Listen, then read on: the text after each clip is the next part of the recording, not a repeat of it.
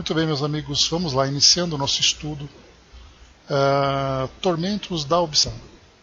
Esse é mais um livro do trabalho do Chico, do trabalho do Divaldo, e também aqui do trabalho de Manuel Filomeno de Miranda. Nós faremos hoje a apresentação e a introdução.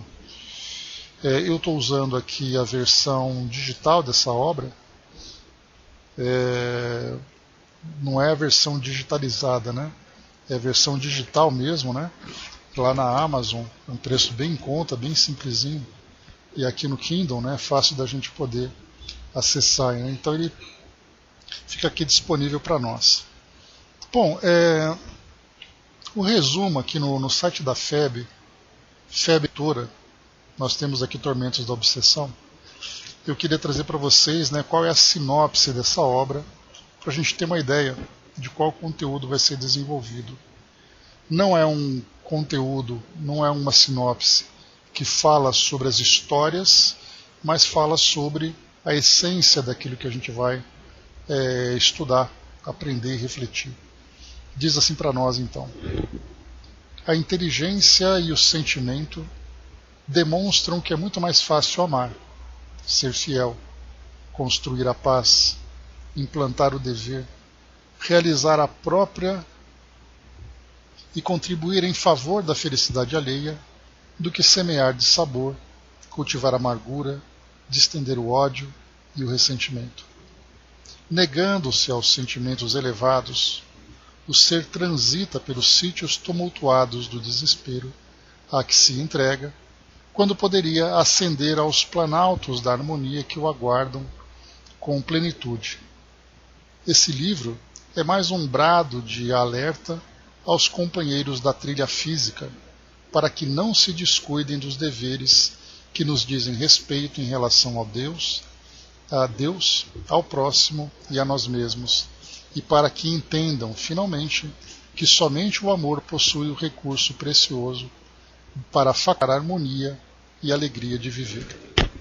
Então aqui, trazendo para nós aqui um alerta, né, sobre as nossas responsabilidades. Aqui no nosso mundo, né, responsabilidades como seres encarnados que somos e com todos os compromissos que nós assumimos antes de virmos para cá, né? Bom, dos livros psicografados, nós tivemos então o que nós estudamos até agora. Eu vou fazer a leitura da sequência, eu estou aqui na Wikipédia. Então nós temos Nos Bastidores da Obsessão, começando lá em 1970. Nós pulamos Grilhões Partidos e Tramas do Destino, de 74 e 76. Nas Fronteiras da Loucura, aquele que fala sobre o Carnaval, 1982. Painéis da Obsessão, nós saltamos, 84.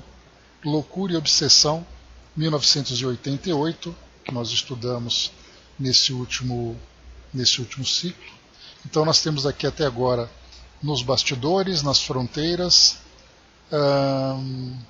Loucura e Obsessão, e agora a gente vai para o quarto livro, na verdade, né? Eu falei que era 4, mas na verdade a gente vai para o quarto livro agora.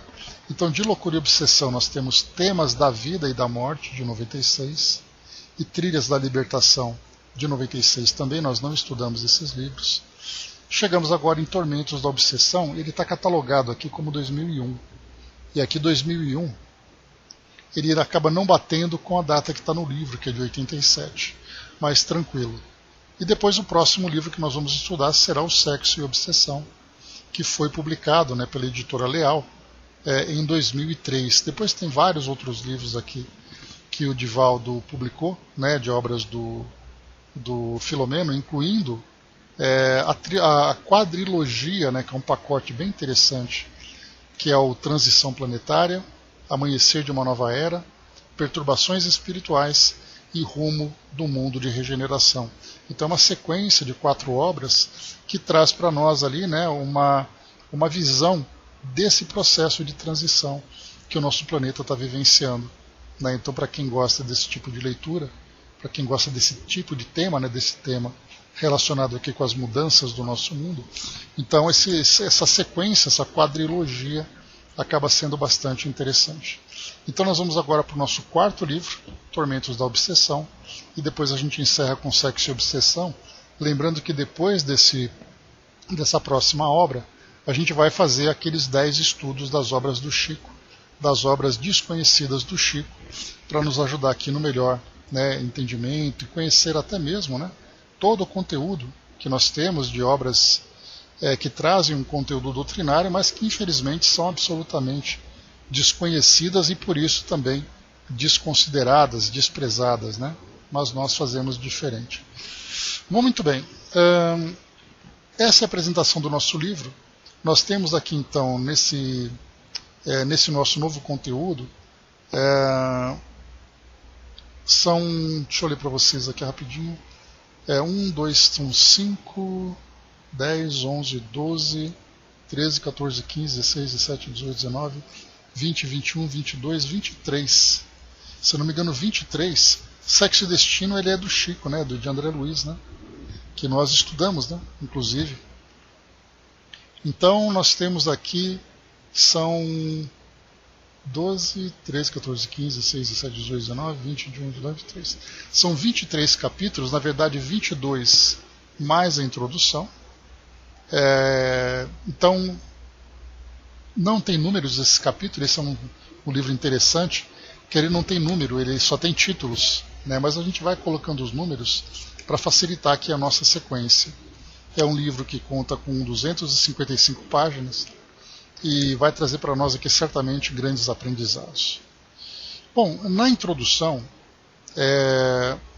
foi trazido para nós aqui um pequeno trecho de uma passagem lá do capítulo 12, capítulo 17 do Evangelho segundo o Espiritismo, o capítulo Sede Perfeitos, o item Os Bons Espíritas.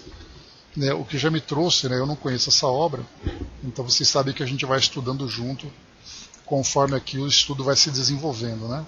Então aqui, como ele vai falar Sede Perfeitos e os Bons Espíritas, já é um recado para os espíritas logo no começo dessa obra, o que dá a entender que nós vamos aqui encontrar alguma coisa relacionada com espíritas passando por essas grandes aflições, né? Então, metade do item, né, do item os bons espíritas. Então ele diz assim para nós: "Na alguns, ainda muito tenazes são os laços da matéria, para permitirem que o espírito se desprenda das coisas da terra. A névoa que os envolve tira-lhes a visão do infinito, donde resulta não romperem facilmente com os seus pendores, nem com os seus hábitos, não percebendo haja qualquer coisa melhor do que aquilo de que são dotados. Têm a crença nos espíritos como um simples fato, mas que nada ou bem pouco lhes modifica as tendências instintivas. Numa palavra, não divisam mais do que um raio de luz, insuficiente para guiá-los e a lhes facultar uma vigorosa aspiração, capaz de lhes sobrepujar as inclinações. Atém-se mais aos fenômenos do que à moral, de que se lhes afigura sediça e monótona, né? Ou seja, antiquada e monótona, antigo e monótona. Pedem aos espíritos que incessantemente os iniciem nos novos mistérios, sem procurar saber se já se tornaram dignos de penetrar os arcanos do Criador. Esses são os espíritas imperfeitos, alguns dos quais ficam a meio caminho ou se afastam de seus irmãos de crença, porque recuam ante a obrigação de se reformarem, ou então guardam as suas simpatias para os que lhes compartilha as fraquezas ou as prevenções. Contudo, a aceitação do princípio da doutrina é um primeiro passo que lhes tornará mais fácil o segundo, noutra existência. Aquele que pode ser com razão qualificado de espírita verdadeiro e sincero, se acha em grau superior de adiantamento moral.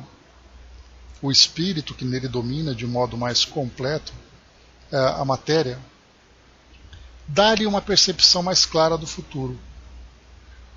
os princípios da doutrina lhe fazem vibrar fibras que nos outros se conservam inertes. Em suma, é tocado no coração, pelo que inabalável se lhe torna a fé. Um é qual músico que alguns acordes bastam para comover, ao passo que outro apenas ouve sons. Reconhece-se o verdadeiro espírita pela sua transformação moral e pelos esforços que emprega para dominar as suas más inclinações. Então, a gente tem aqui... eu acabei lendo uma coisa ali meio equivocada, né? O espírito que nele domina de modo mais completo a matéria, dá-lhe uma percepção mais clara do futuro. Né? Então aqui, esse trecho final, reconhece-se o verdadeiro espírita pela sua transformação moral e pelos esforços que emprega para dominar as suas más inclinações. Essa é uma expressão bastante conhecida nossa, né? Porque a gente sempre lembra disso, né? Porque muitas vezes a gente pensa que estarmos aqui no nosso mundo significa, ao nos convertermos, digamos assim, para a doutrina espírita, para essa filosofia, nós temos que de imediato alcançar a perfeição. Então não são tolerados, não são aceitáveis qualquer tipo de falha, qualquer tipo de tropeço, qualquer tipo de insegurança, vacilos, que infelizmente acabam nos atingindo. E essa última passagem aqui, ela mostra bastante isso, que aquele que pode ser considerado como verdadeiro espírita não é o transformado, mas é aquele que trabalha pela transformação, é aquele que empreende esforços para alcançar essa transformação e para a contenção, para o domínio das más inclinações.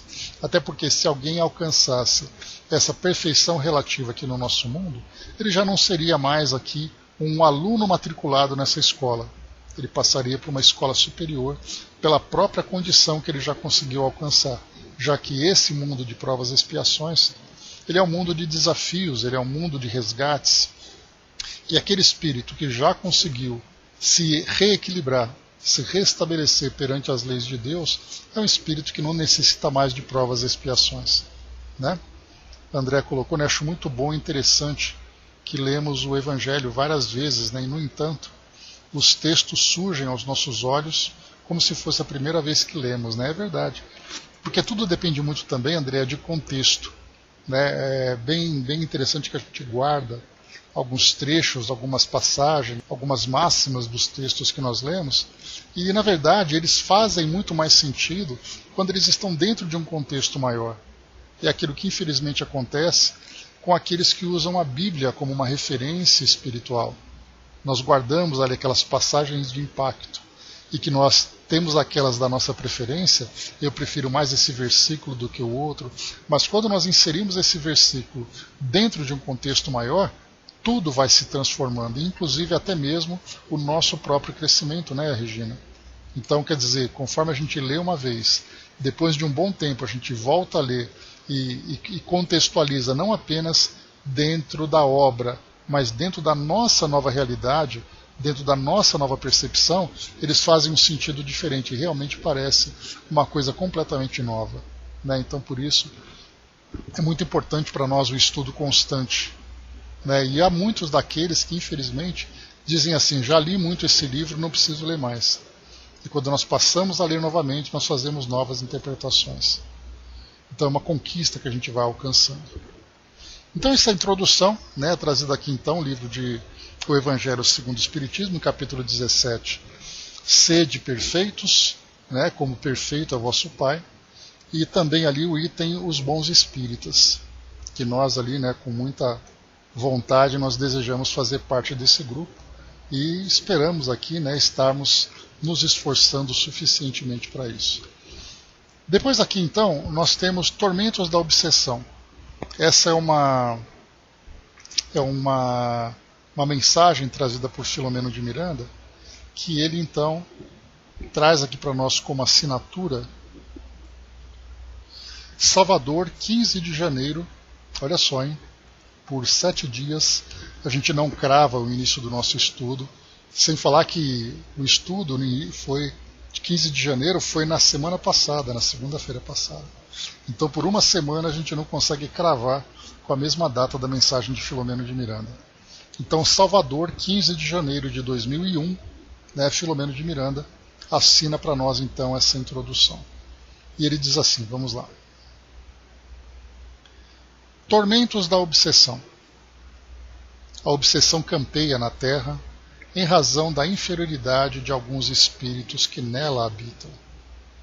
Mundo de provas e expiações, conforme esclareceu Kardec, é também bendita escola de recuperação e reeducação, onde se matriculam os calcetas e renitentes no mal, que crescerão no rumo da felicidade mediante o contributo das aflições que se lhes fazem indispensáveis. Né? Os calcetas, né? Calcetas são aquelas argolas que prendiam, né, aquelas pessoas escravizadas, e aqueles que são renitentes, insistentes. Então são aqueles que de alguma forma estão presos nesse pensamento do mal. E como Kardec foi esclarecido pelos Espíritos lá no Evangelho segundo o Espírito, lá no Livro dos Espíritos, não existe mal, existe a ignorância. Então são aqueles que estão presos na ignorância, e quando nós falamos ignorância, temos que entender o seu sentido verdadeiro, que é o sentido de ignorar qual é a realidade da vida, qual é exatamente a sua condição, qual é o propósito da sua existência.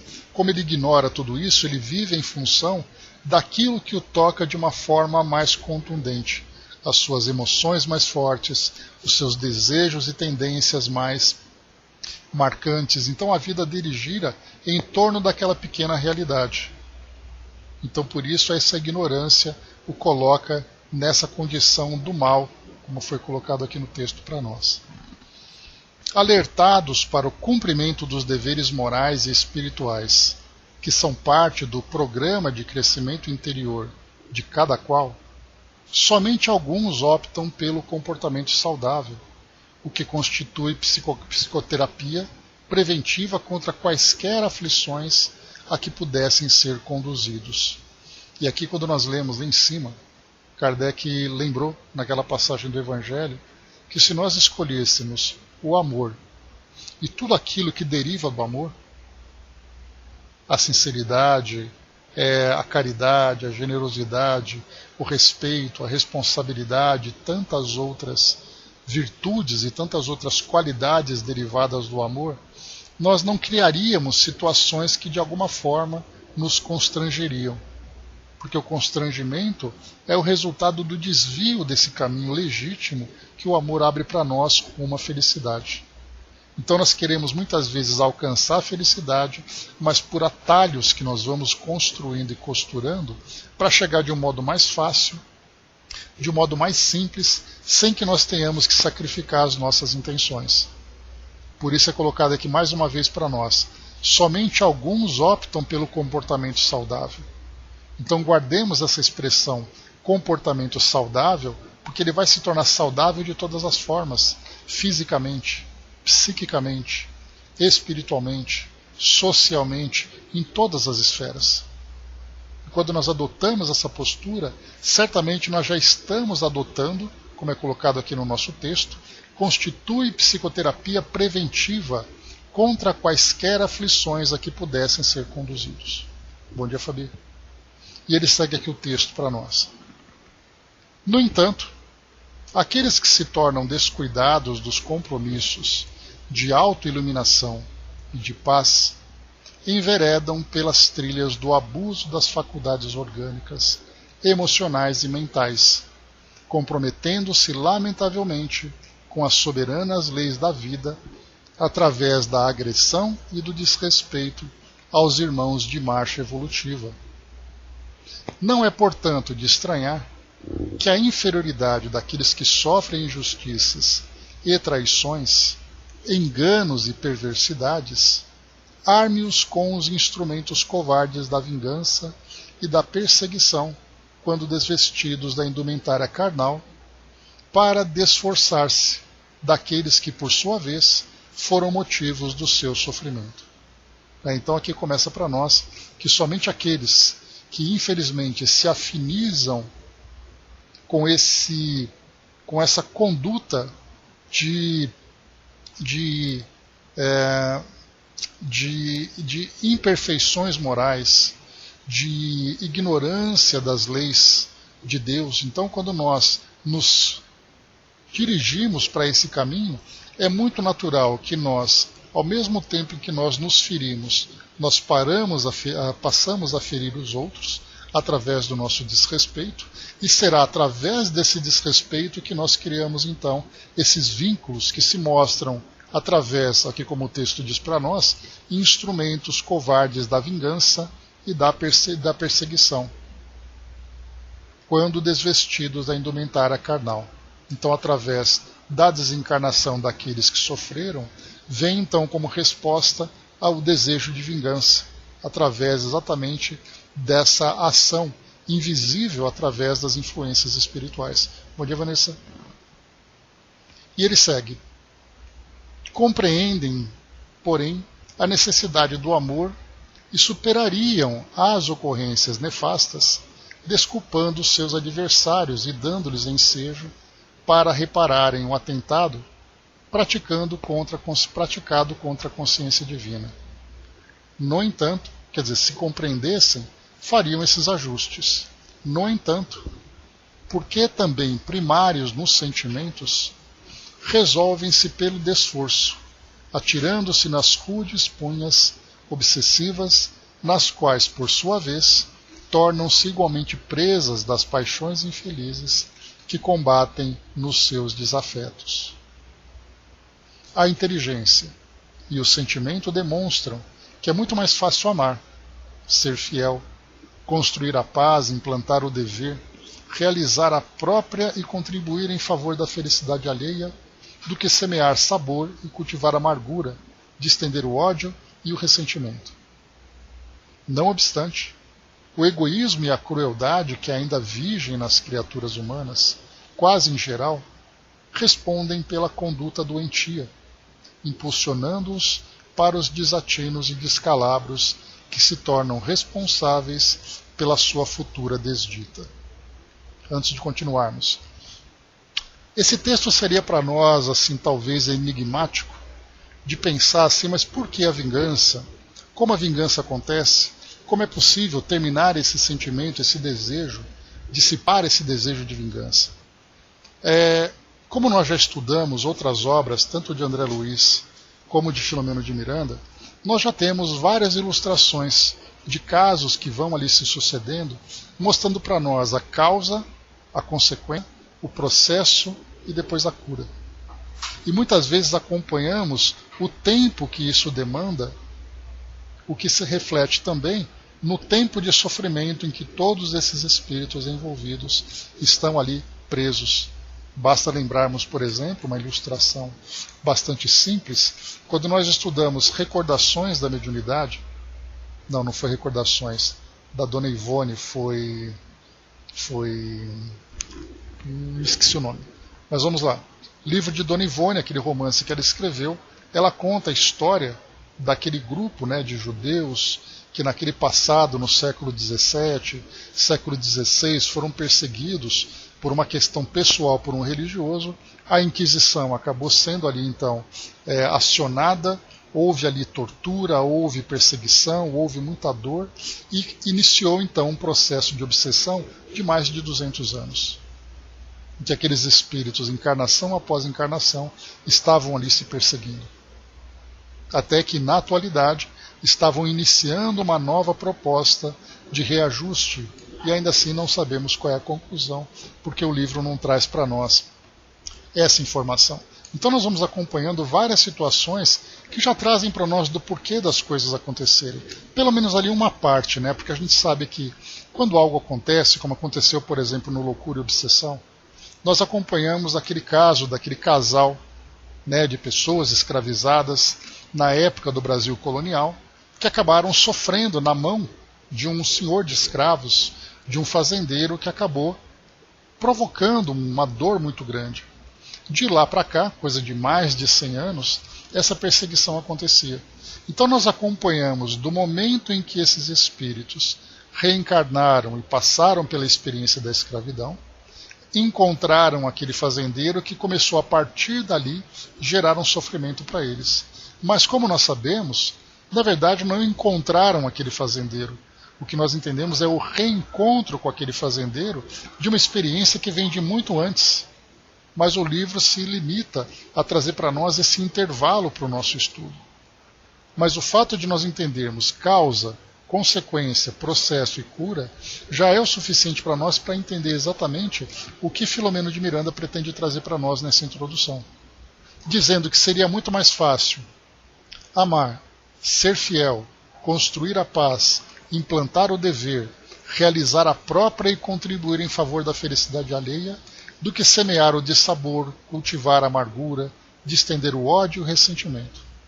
Então existem esses dois caminhos. O caminho mais fácil, que é aquele caminho em que o egoísmo acaba prevalecendo, e aquele caminho mais trabalhoso, não vou dizer mais difícil, mas que exige de nós um sacrifício maior, que é amar o outro como a nós mesmos, a fidelidade, a construção da paz e tantos outros trabalhos necessários para alcançarmos esse estado de equilíbrio. André colocou, né, já me convenci que esses sentimentos de vingança é o resultado de milênios da ideia do olho por olho, dente por dente. Esse sentimento é difícil de arrancar. E, infelizmente, né, o processo evolutivo nosso ele começa pelo instinto até atingir a condição da razão e passar depois para o sentimento. E essa fase instintiva é uma fase multimilenar, que nós trazemos desde as nossas condições mais primitivas e anteriores da nossa condição atual. Então tudo para nós era baseado na força, na resposta violenta, na busca por essa vingança, até começarmos agora a trabalhar na razão e entendermos que esse tipo de escolha traz consequência.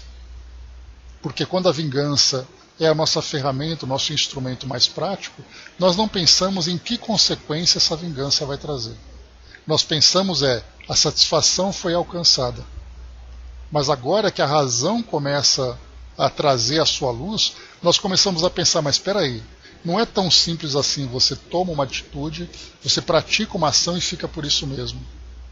Dentro de uma lei de equilíbrio que rege todo o universo, e quando nós falamos universo parece algo que é inalcançável para nós, mas pensemos no nosso universo pessoal, naquilo que você diz, naquilo que você fala, nas suas práticas de modo geral. Quando afeta outra pessoa, nós vemos de imediato, se não de imediato, a médio ou longo prazo, né, o resultado, uma resposta que vem como consequência das escolhas que nós fizemos.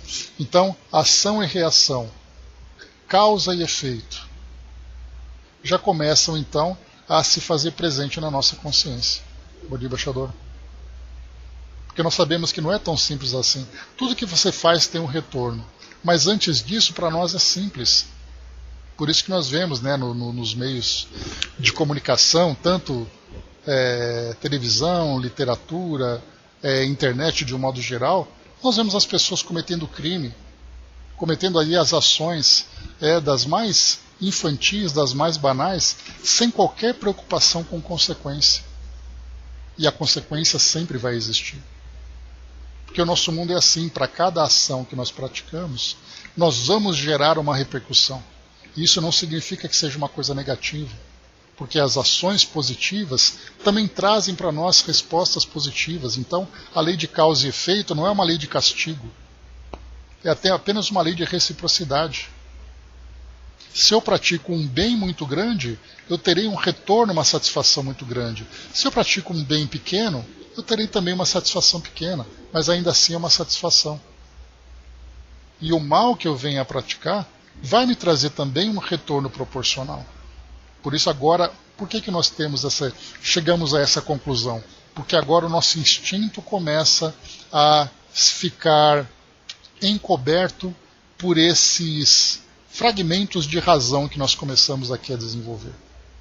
Nós passamos a entender as coisas. Para que eu vou fazer alguma coisa que vai provocar um mal para mim ou para o outro, se eu sei que vai ter uma consequência? Então eu prefiro não fazer. Enquanto eu não tenho esse entendimento, é muito mais fácil. Eu vou fazer e pronto. Não quero nem saber.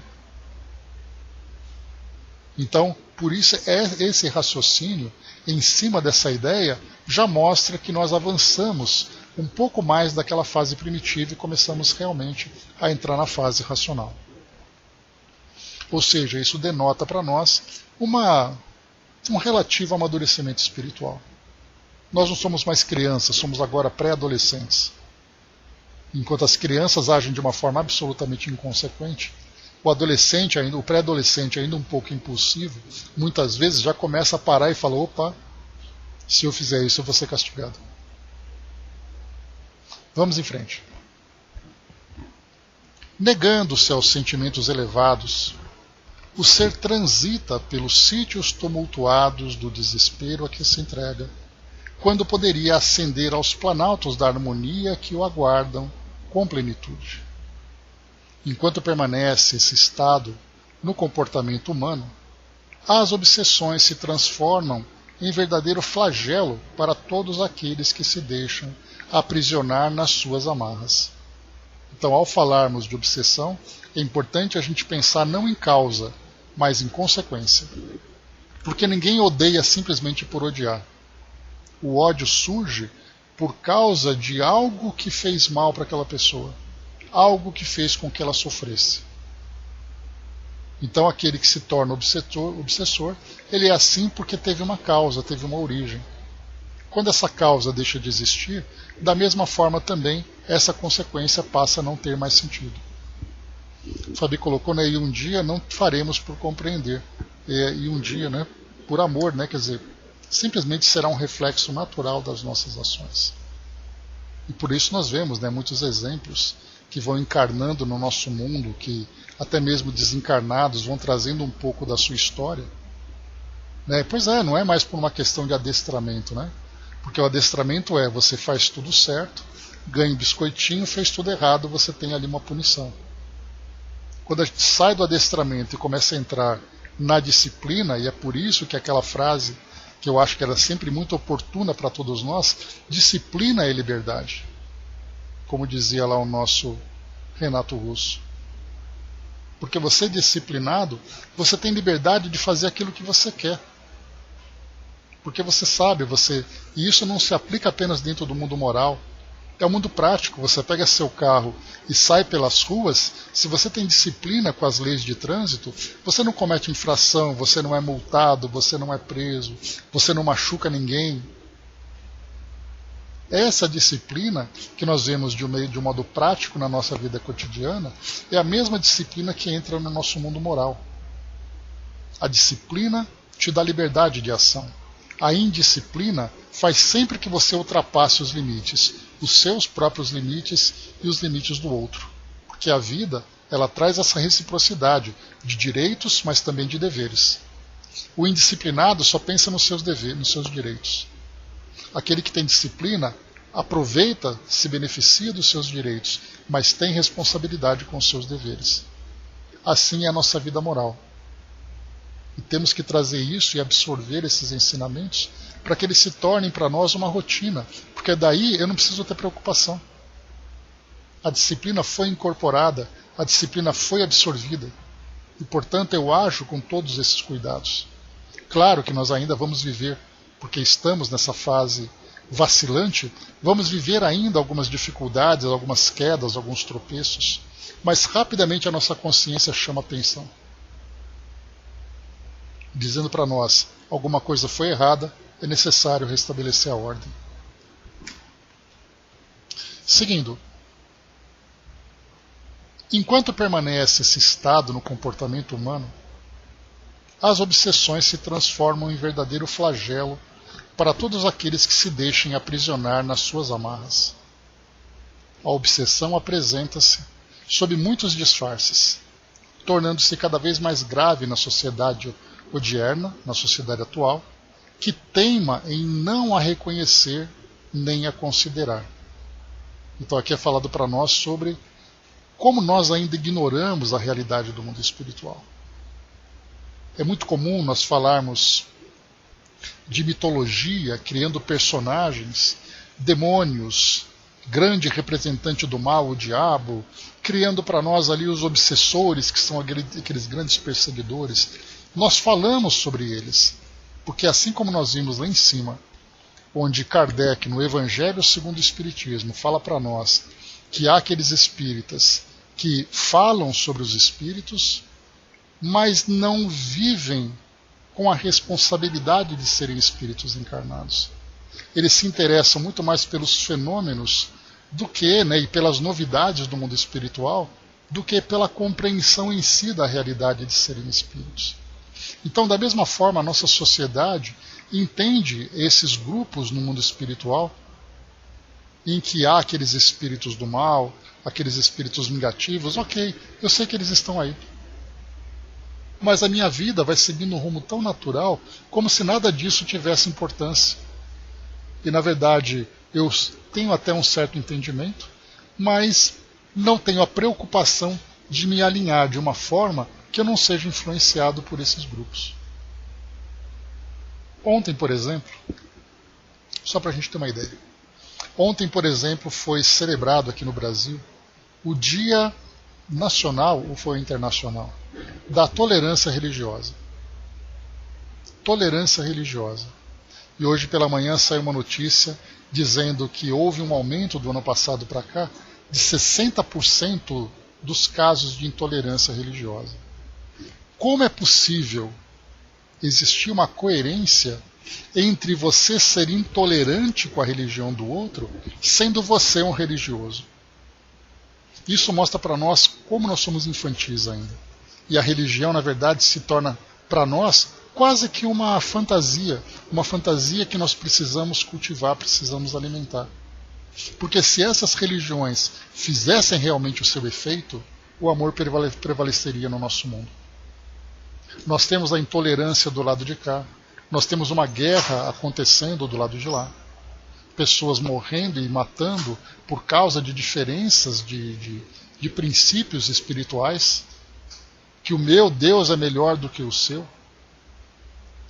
E daí então, no meio dessa intolerância, no meio dessa guerra, no meio dessa infantilidade, olha que interessante, a obsessão apresenta-se sob muitos disfarces, tornando-se cada vez mais grave na sociedade odierna, que teima em não reconhecer nem a considerar. E muitas vezes nós assim também, Marião, espíritas contra espíritas, olha só, que coisa mais incoerente.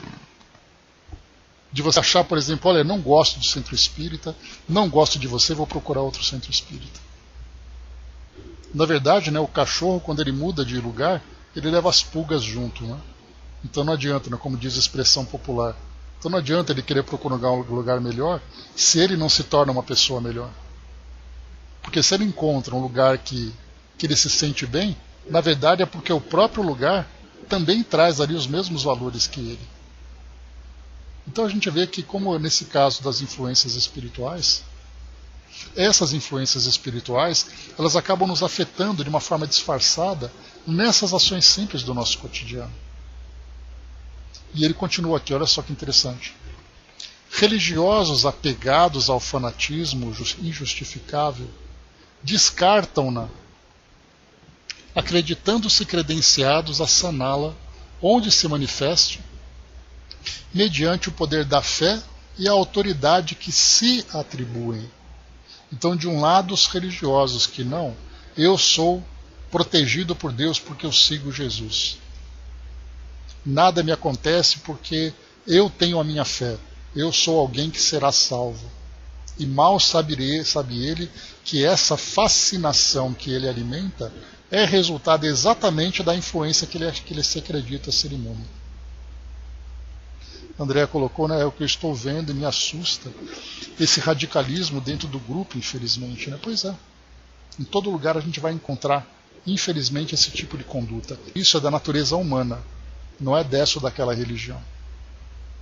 Agora, o que nós vamos entender da natureza humana é exatamente a fase evolutiva em que ela se encontra. Há aqueles ainda presos nos instintos, há aqueles em que a razão começa então a se manifestar, há aqueles em que a razão prevalece. Então são vários estágios diferentes. A questão que nós temos que analisar é, através do autoconhecimento, onde ainda nós nos encontramos dentro dessa régua evolutiva. Mais atrasados? Um pouco mais avançados?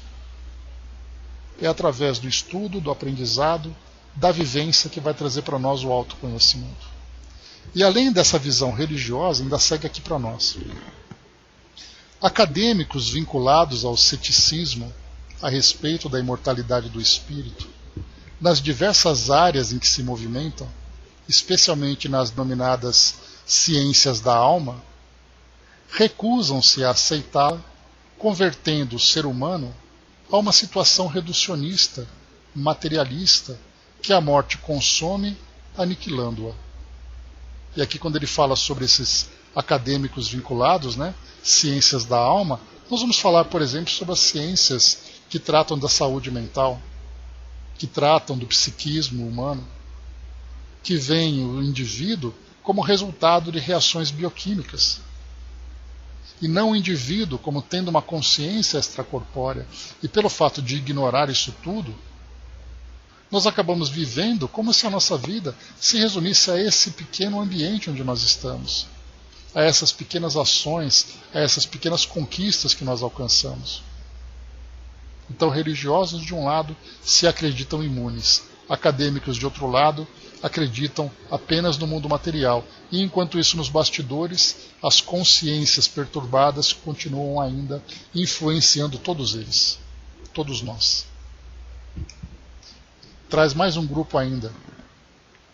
Há religiosos embriagados pela ilusão dos sentidos, ou portadores da empáfia, afirmam-se imunes à enfermidade traiçoeira por indiferença aos elevados fenômenos espirituais que se multiplicam volumosos e são desconsiderados. Aí vem algo interessante, né? Aquele que não acredita em nada além da matéria vai dizer assim: eu não sou influenciado porque eu não acredito que exista nada além da matéria. Como é que eu posso acreditar, né, como o ateu diz, né? Como é que eu posso acreditar no mal, no mundo espiritual, se o meu mundo é apenas o material? Então, quer dizer, basta você não acreditar que nada vai acontecer. É aquela criança que, diante da realidade que traz o medo, é mais fácil cobrir a cabeça e deixar o mundo acontecer. Aquela criança que põe a mão no rosto, fecha os olhos e fala: não tem nada que vai me acontecer. Então, o fato dela não ver, ela acredita que não vai ser afetada. Então, é a ciência, é aqueles que não acreditam, é aqueles que acreditam, mas se acreditam imunes também. Multidões deformadas da realidade da vida banqueteiam-se na irresponsabilidade, comprometendo-se lamentavelmente através de condutas esdrúxulas e imorais, gerando futuras calamidades para cada um dos seus membros. E aqui ele já começa a falar também sobre coletividade. Porque eu posso tentar manter o equilíbrio, mas se eu vivo num ambiente perturbado, a gente lembra que, infelizmente, a lama vai respingar. Então, enquanto, na verdade, o nosso mundo não se transforma, a transformação individual vai exigir de nós um sacrifício, um esforço muito maior. Porque da mesma forma, quando nós falamos da prece, a prece sozinho, ela tem a força pessoal. A prece coletiva traz a junção, né, a potência de todas as consciências envolvidas. A reforma íntima, individual, solitária, ela é muito difícil. Quando existe uma sociedade num processo de reforma, ela se torna mais fácil. Mas, infelizmente, como nós vemos aqui, multidões deformadas da realidade da vida banqueteiam-se na irresponsabilidade. Lembra que nós estudamos nas Fronteiras da Loucura, que fala sobre o carnaval? Lembremos que no próximo mês o carnaval está aí. Nós vamos lembrar de tudo aquilo que nós estudamos nos bastidores daquele universo, nos bastidores daquele momento. Jovens que se atiram nos excessos, pessoas que se deixam levar pela irresponsabilidade, em nome de uma celebração, em nome de uma alegria muito mais dos instintos do que a alegria do espírito. E a gente vai pensar: poxa vida, mas o ano todo foi tão cansativo. Deixa eu aproveitar o carnaval, aquele momento de alegria. Tá bom, quer aproveitar, aproveita. Mas os bastidores não estão preocupados com as suas intenções. Ah, mas eu faço isso porque eu tenho boa intenção. Tudo bem. Mas no meio daquele universo onde você se encontra, não esqueça que vai respingar. Então por isso fica muito mais fácil essa reforma. E temos aí que esperar, né, André? Muita coisa vem por aí. E a gente já tem essa imagem do que acontece nos bastidores. Cabe a nós aqui fazer nossa parte. Fazer aquele trabalho pessoal, trabalho individual e auxiliar da melhor forma em qualquer tipo de reforma que for possível de acontecer. Ele segue. E mesmo incontável número de adeptos do Espiritismo, com profundos esclarecimentos e orientação, não poucas vezes opta pela leviandade e arrogância, comprometendo-se com a retaguarda, onde ficam em expectativa aqueles que foram iludidos, defraudados, maltratados pela sua insensatez. A vida sempre convoca a reparação todo aquele que se compromete, perturbando-lhe os estatutos superiores. Ninguém que defraude a ordem deixará de sofrer a consequência da atitude irrefletida. E essa máxima aqui, né, que foi colocada, serve para todos nós. Vai com Deus, embaixador. Ninguém que defraude a ordem deixará de sofrer a consequência da atitude refletida. Cada ser humano conduz no imo a cruz para o sofrimento ou a transforma em instrumento de ascensão, conforme se comporte durante o périplo terreno. Os sofrimentos que surpreendem os espíritos após desvestirem-se da roupagem física são decorrência natural dos seus próprios atos, assim como as alegrias e bênçãos que desfrutam. Então a gente está vendo aqui causa e efeito. O sofrimento tem uma causa, ele é o próprio efeito. Assim como a alegria, sendo o efeito, também teve a sua causa. Mas aqui a gente fala da alegria do espírito, não a alegria do mundo material. Não se tratam, portanto, os primeiros de punições severas impostas pela divindade, mas de processo natural de reparação, nem as outras de concessão gratuita, oferecidas aos privilegiados. O amor vige em tudo, facultando aos equivocados os sublimes mecanismos para a reparação de erros e a edificação no bem, que se encontra ao alcance de todos. Então, nem castigo nem privilégio. Tudo é resultado daquela matemática, daquela equação divina, em que cada um é responsável pela construção da sua própria estrada. A Angelina colocou, né, que adianta ser pássaro se não tira os olhos do chão, né? Walter Hugo, legal, né? Bem bacana. André colocou, né? Esse é o pulo do gato, né? Quando cumprimos as leis de Deus, naturalmente isso desaparecerá. Disciplina é liberdade. O sofrimento gera em nós um impedimento. O sofrimento gera em nós uma limitação, uma restrição. Se você tem disciplina e você alcança a liberdade, você faz aquilo que você quer. Mas esse você quer é um você quer amadurecido. É um você quer daquilo que você realmente necessita. Não aquilo que vai te trazer o excesso. Então aquele que quer desfrutar a liberdade, porque a criança, ela entende que a liberdade é a mesma coisa que libertinagem. Que liberdade significa você fazer tudo aquilo que você quer. Do jeito que você quer, a hora que você quer, quantas vezes você quiser. Mas a liberdade, embaixo dela tem a responsabilidade. Só que nessas entrelinhas ninguém percebe. Porque a liberdade é a porta larga. A responsabilidade é a porta estreita. Ninguém quer olhar a porta estreita.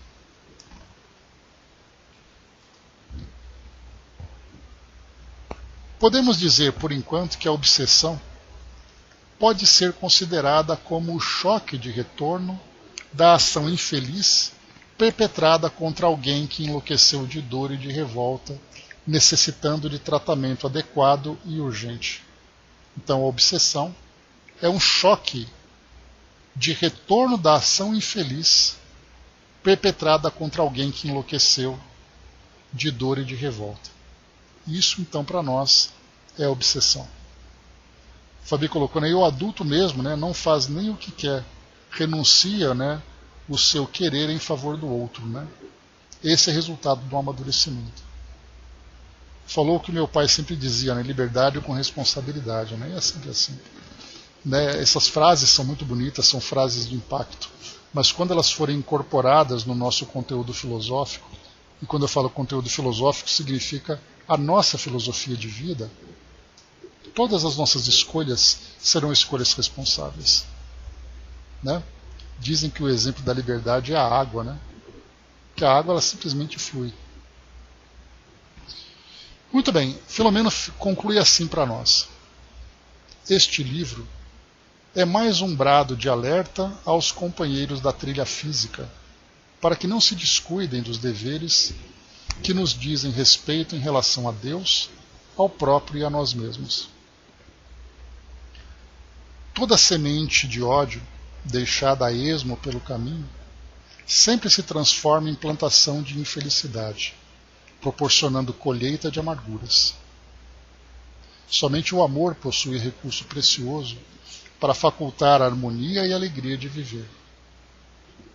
Reunimos, na presente obra, várias experiências que vivenciamos no Hospital Esperança, em nossa esfera espiritual, no qual se encontram internados inúmeros irmãos falidos e comprometidos com o seu próximo em lamentáveis estados de perturbação, sedentos uns de vingança, despedaçados outros pelas circunstâncias ou trizes e fatores de desespero a que se entregaram durante a encarnação, após haverem abandonado os compromissos nobres que substituíram pela anunciação e transtorno moral que se permitiram. Nesse nosocômio espiritual, nosocômio hospital é a mesma coisa, né? Nesse nosocômio espiritual, encontram-se recolhidos especialmente pacientes que foram espiritistas fracassados, graças à magnanimidade do benfeitor Eurípides Barçanufo, que o ergueu, dando-lhe condição de santuário para a saúde mental e moral, e o administra com incomparável abnegação, auxiliado por outros dedicados servidores do bem e da caridade. Apresentamos a narração de várias vidas e suas histórias reais, esperando que sensibilizem aqueles que nos honrarem com a atenção de sua leitura, auxiliando-os a não se permitirem comprometimentos desastrosos semelhantes. As experiências que recolhemos serão úteis a todos os indivíduos interessados na felicidade pessoal, porque os despertarão para os elevados compromissos assumidos perante a consciência cósmica e os seus guias espirituais antes do renascimento físico. Não obstante, para outros que conhecem a luminosa orientação do Espiritismo, serão mais vivas e penetrantes, por demonstrarem que a crença é muito importante. No entanto, a vivência dos postulados exarados na codificação tem regime de urgência e não pode nem deve ser postergada. A muitos companheiros de lide espírita, as nossas informações causarão estranheza. A outros parecerão fantasias de mente em desalinho, porque não encontraram antes informações idênticas em detalhes nas obras básicas da doutrina, esquecendo-se que o ilustre mestre de Lyon afirmou que não estava apresentando a primeira nem a última palavra a respeito dos temas que tratava, e que o futuro se encarregaria de confirmar o que estava exarado, ampliar as informações ou corrigir o que estivesse em desacordo com a ciência. Como nenhuma das afirmações doutrinárias, conforme nolas ofereceu, como nenhuma das afirmações doutrinárias, conforme nolas ofertou Allan Kardec, pôde ser superada ou considerada inexata até o momento, é justo que se lhes possa adir novas lições espirituais, dando prosseguimento às memoráveis experiências de vidas no além-túmulo, quais as que se encontram na admirável obra O Céu e o Inferno, narradas com a segurança da sua pena sábia e vigorosa. Esperando que a nossa contribuição espiritual possa auxiliar algum leitor que nos dignifique com a sua atenção, consciente como estamos da responsabilidade que nos diz respeito, suplicamos as bênçãos do sublime terapeuta para todos nós, seus pacientes em recuperação. Então, Salvador, 15 de janeiro de 2001, Manuel Filomeno de Miranda. Então, o Hospital Esperança, que foi criado e dirigido por Eurípides Barçanufo, é aquela casa de saúde agora espiritual que tem por objetivo acolher espíritas falidos. Então nós veremos ali orientações importantes. Quando ele fala sobre questões fantasiosas que talvez nós não compreendamos, eu me lembro vagamente, eu li esse livro há aproximadamente 30 anos. Então eu lembro alguma coisa que ele vai falar bastante sobre ovoides, por exemplo. Então nós encontraremos esse tema nessa obra que ele vai destrinchar um pouco mais, ele vai aprofundar um pouco mais tratando desse assunto, por exemplo, que é um tema assim que muito pouco se fala, né? E quando se fala, muitas vezes tem ali um tom de crítica muito doloroso, né? Então é isso. Rapidamente aqui a Angelina colocou, né, que o símbolo de liberdade é a águia, né? Então é isso aí, Angelina, né, a liberdade de voar, né? Então essa liberdade ela só é conquistada através da disciplina. E essa disciplina, mas para se disciplinar, você vai se basear em qual código? Porque a disciplina depende de um código. Você pode estar disciplinado, mas baseado em quê? De acordo com aquele padrão, está tranquilo. Você está dentro ali daquilo que a lei permite, daquilo que a ética permite, moral permite, né, que é uma moral coletiva, que é a ética individual, né? Então, pode ser moral para alguns e imoral para outros. Você está dentro daquela disciplina. Então, nós temos que pegar o código perfeito. E esse código perfeito se dá através daqueles ensinamentos que vieram, que Jesus trouxe para nós, e que também, ensinamentos esses, que também foram transcritos por outros filósofos, mas que trazem ali o mesmo fundo.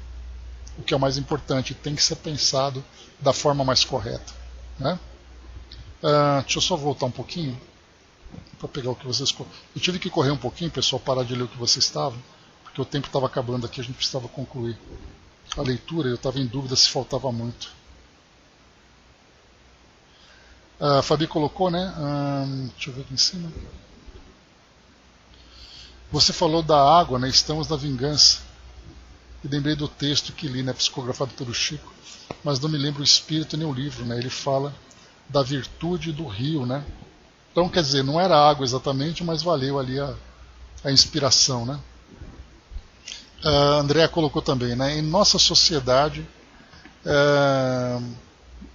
se demonstramos amor, compreensão e piedade, naturalmente somos taxados de frágeis, bobos e até mesmo idiotas, né? Temos que ter muita determinação para não nos deixarmos abalar, até porque estamos ainda em aprendizado. Dentro daquele mesmo verso da música, Andréa dizia: disciplina é liberdade, compaixão é fortaleza, ter coragem é ter bondade. Então, quer dizer, esses 3 versos trazem esse pacote para nós, quer dizer, essa interpretação que nós fazemos, né, de que o amor ele é fraco, na verdade o amor é a força mais poderosa que existe.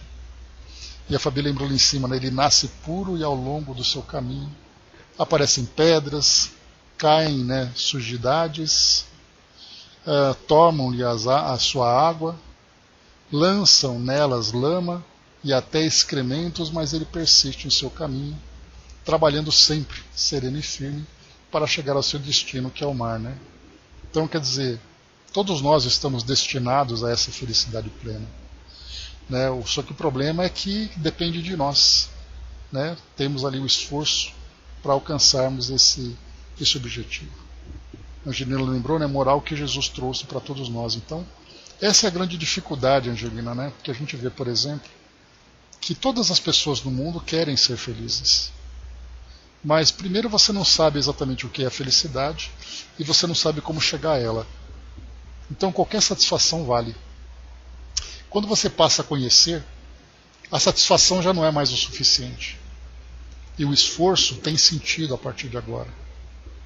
Por isso então essa referência que nós pegamos, que são esses ensinamentos mais nobres, mais elevados, que falam do amor a Deus, do amor ao próximo e do amor a nós mesmos. E não dá para fazer assim, olha, eu estou amando a Deus, mas eu não estou amando ao próximo. São 3 caminhos que devem ser percorridos simultaneamente. Não dá para você escolher 2 e excluir um. Todos devem ser trabalhados de uma forma uniforme. Então essa é a proposta que a doutrina traz para nós.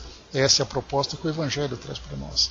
E é através da nossa reforma que significa a adoção dessa nova filosofia, que nós vamos adaptando, vamos desenvolvendo, até fazer com que ela se torne realmente o caminho que nós vamos percorrer. Né? Não dá para amar o Criador sem amar as suas criações. Né? Exatamente, Angelina. Ou Regina. Nem criações, nem criaturas. Então o amor deve estar em tudo, não tem como excluir uma coisa da outra. E é isso, meus amigos. Né? Então, amar ao próximo como a ti mesmo. Eu não consigo amar o próximo me machucando. Eu tenho que encontrar o equilíbrio. Mas é isso, meus amigos. Essa aqui é a introdução. É a introdução só, hein? Essa é a introdução dessa nossa obra. Nós vamos então aqui acompanhar esses relatos que o Filomeno vai trazendo para nós. Então, mais uma vez, ele vai se concentrar nos internos daquele hospital, Hospital Esperança. E aí então, dentro desse ambiente, ele vai coletando histórias, experiências e ensinamentos, trazendo para nós, para que nós possamos aqui também nos fortalecermos com o que ele está dando. Então essa é a nossa proposta que nós vamos desenvolver nesses próximos meses, né? Nós tivemos o livro Loucura e Obsessão, nós concluímos em 6 meses. Começamos no dia 5/7, 5 de julho, acabamos ali um pouquinho antes no comecinho de dezembro. E agora a gente inicia no mês de janeiro, mais essa obra que vai trazer para nós aí esse entretenimento, a princípio, mas na verdade vai trazer para nós ali uma experiência